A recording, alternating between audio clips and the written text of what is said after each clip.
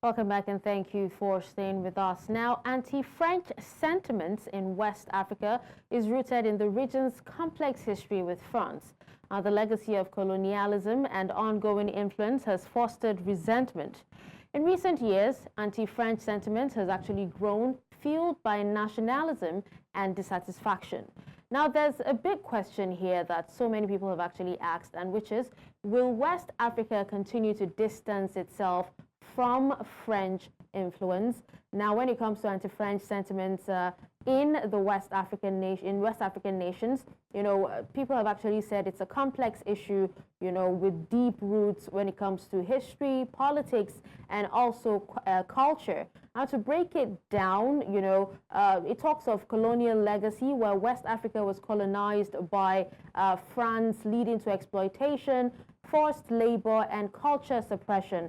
And this legacy continues to influence the region's relationship with France. It also talks of neo-colonial ties, where after independence, France maintained significant influence in its former colonies, fostering resentment, and this relationship is often described as Francophilique.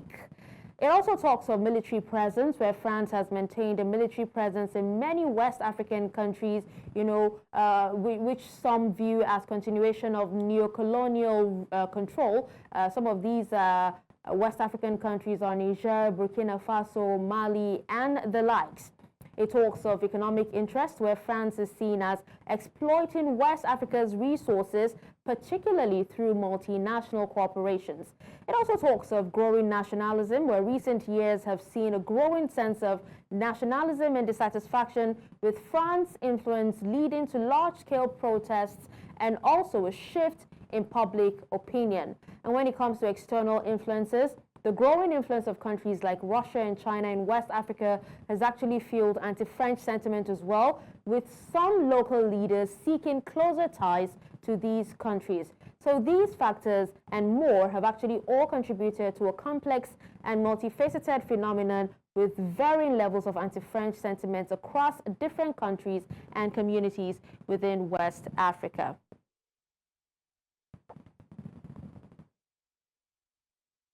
And now to speak more on this, we have our guest, Dr. David Matanga, Africa Affairs Analyst, to give us more insight on this. Thank you so much, Dr. Matanga, for joining us.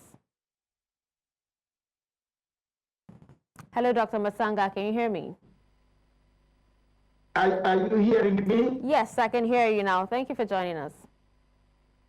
Thank you very much. Today is a very hectic day down where I am, and it looks like I am not able to be in the right mind because I'm in a new place in Netherlands. Okay. Yeah, sorry about that. We hope that, with the few minutes we have left, we'll be able to get, something from you. Now, let's start with, we're talking about anti-French sentiment in West Africa. It seems deeply rooted in the colonial past.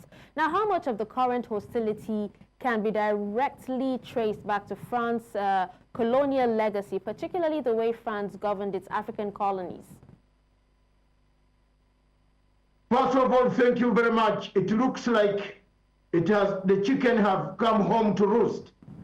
I have been one of the few people campaigning for the French to leave this continent completely.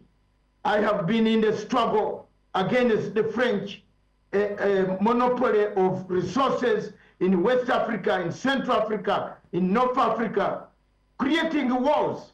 So I am very, very, very happy person today that the people in Africa are realizing, are seeing what I have been saying for a long time. All colonial masters left, but France decided not to leave. France decided not to give us peace. France decided to leave, to join us and milk us even more after getting independence. So I am one of the few people, very, very happy people, that today African states are realizing and the people are calling for France to go home. We can work as partners, but not as you being a colonialist. Yes. All right, now, Dr. Matsanga, what about the concept of a Francafique? Can you explain how this system of political and economic control has actually contributed to modern-day resentment of former French colonies? We collect all the salaries and the taxes and take all the taxes across to France. They have put us under agreements which have lasted over 60, 80 years. Now we can, the people in West Africa, in most of the states of West Africa, right from Senegal, Ivory Coast, Burkina Faso, Niger, Mali, all those states of the French-speaking countries, people are under the French bondage. And the worst part of it is the resources are collected from Africa, taken to France, then given back to us. And that is what has been paining most of the people. Look at what some of the countries that have, where there's been a military coup, you will find that they have done very well. They went on to sell their uranium, they got the money in cash, they are rebuilding their economies, they are giving their people medicine, schools, hospitals, roads are being reconstructed. I've been in Burkina Faso, I've been in Niger, I've been in Mali. I see a good development coming up in those states. But otherwise, the French had actually tied us on their policy of assimilation, assimilating the people, the African people. Look at the war in Central African Republic. Look at the war in Congo, DRC Congo. Look at the war in Libya. Look at the war in Sudan. Everywhere where they have gone, they have left a war. Okay. So I am very happy the resentments are coming now. Okay, Dr. Matsanga, now Russia, especially, through the Wagner Group, and also China have expanded their influence in the region. So how does this shift, in alliance and alliances affect France's position in West Africa? I think what we should avoid, what we should try to avoid is to change one colonial master for the other. But all of them are not from our countries. We should not change just for the mere change of guards. We should change with principle. I like the way the people in Burkina Faso, Mali, and Niger, the way they are doing their things. In Chad, I was in Chad early this year, and I told the leadership there, every place where you go in Chad, in Jamena, the French have taken over everything, including the restaurants. You can't have a seat. So what do we do from here? And yet, what they have done to us, we are not saying we hate everybody. No, but we are saying you should give us space after 67 years of independence. Give us freedom. Let the Africans have freedom to engage. Africans have the freedom to develop their nations. You cannot tell us what we should do and not to do after 67 years of independence. Okay. Now, but many West African countries maintain French, as an official language, but there was a mention of resentment over cultural imposition. Can the continued dominance of French language, education, and media be a factor? Yeah, it is a factor, yes. Most of the West African states speak French, but then it is more or less a negative factor because all of them struggle to learn English again. You have seen that problem. Everybody struggles to learn English. We have ended up, and this has gone as far as dividing African Union. The colonial masters who sat in 1884 in Berlin, they had this intention.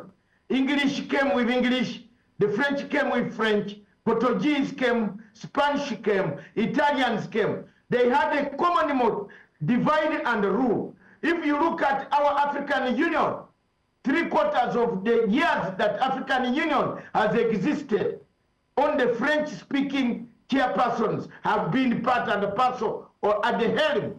Most of us, the English-speaking people, countries, have not been holding any responsibility in the African Union.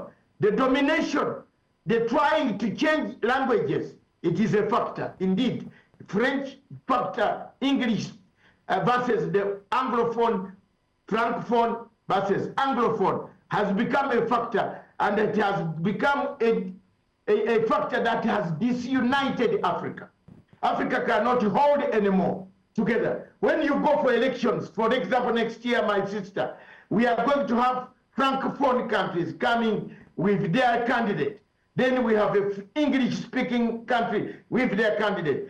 This type of thing is what has kept us. The French have continued to divide us and take over our African Union in order to take the resources. Now you can see every country in West Africa says enough is enough.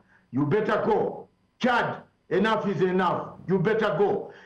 We have a problem. Okay. The war in Sudan, the same. Yes. Now, we've talked about, some countries in West Africa. Now, what about the rural and urban areas? Because there are reports that, public opinion in rural areas may differ from urban centers regarding this anti-French sentiment. How significant is this urban-rural divide when it comes to understanding the broader picture of the anti-French attitudes?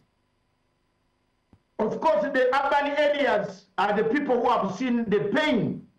You and I will see the pain faster in Lagos, in Kampala, in Nairobi, in Dar es Salaam. We see the pain faster than the rural areas. So we take lead. We have seen the danger of insubordination. We have seen the danger of assimilation. We have been assimilated. The French policy of assimilation is most dangerous policy. They want you to speak like them. They want you to eat like them. They want you to behave like them. No, time has come for people to say enough is enough. Of course, the rural areas are not very much conversant with what is happening in Paris. And I can see all countries, some of the countries, all these wars that you see in Africa, believe me or not, if you check, they affect the rural area. But so the rural area should just wait to see that the leadership, their leaders take a lead in telling people enough is enough, pack up your goods and go. Let's be partners, but let's not be slaves. We have been slaves for more than 400 to 500 years. Time has come for Africa to be partners. We have to be partners. Okay. We have to partner with these guys, but not for them to control us, even the type of food we should eat. All right, Dr. Matsanga. Now, just before we wrap up in 1 minute, now in response to the rising hostility, France has actually coordinated efforts, in public diplomacy. Can you assess the effectiveness of these efforts? They don't have public diplomacy. They have public intrigue. That is not public diplomacy. The French come to give us a war. Everywhere where the French in Africa, show me one country in Africa which was a French colony which does not have a war, which does not have scars of war. Right from Ivory Coast, right from Guinea, right from Mali, Burkina Faso, all these places apart from Senegal that has been very stable. Show me Central African Republic, they are still there. They are carrying minerals every day. Democratic Republic of Congo, a war. Show me in Mozambique, they are the ones who have caused the war in Mozambique. I look at Libya, my sister, look at Libya. They came, bombed, killed Muammar Gaddafi. What? Now look at what Libya is. Libya is a proper state on African countries, or in African continent. That's why I've gone to the ICC to look for Mr. Sarkozy. I want to bring him to trial to tell us how he was able to spearhead personally the bombardment of Libya and the stealing of Libyan money. So for us in Africa, we have had enough. Okay. Where they have come, they have given us a war. The British are not giving us wars. The French give us wars. We are now tired. People in Africa are tired, my sister. All right. Let them go. Let's be partners, but not slaves. Okay. Well, thank you so much, Dr. Matsanga, for speaking on this and also for your time. I am sorry today the network right from where I am is very bad. I'm ashamed about there's this. no Thank need you very to much. be. It's not your fault. Thank you so much for your time. It was still we're still grateful for the little time we had with you.